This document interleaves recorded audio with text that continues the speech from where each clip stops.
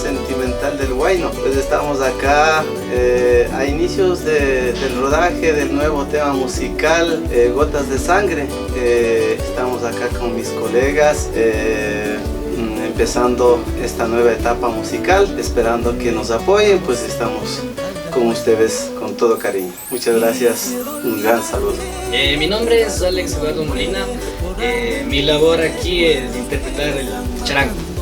Hola, ¿cómo están? Me llamo Amaru, gracias por vernos este video con mucho corazón para ustedes. Soy el que puntea la guitarra aquí con mucho cariño para ustedes. Gracias. Hola, ¿qué tal? Mi nombre es Mikey Picuasi. Yo interpreto la guitarra. Gracias.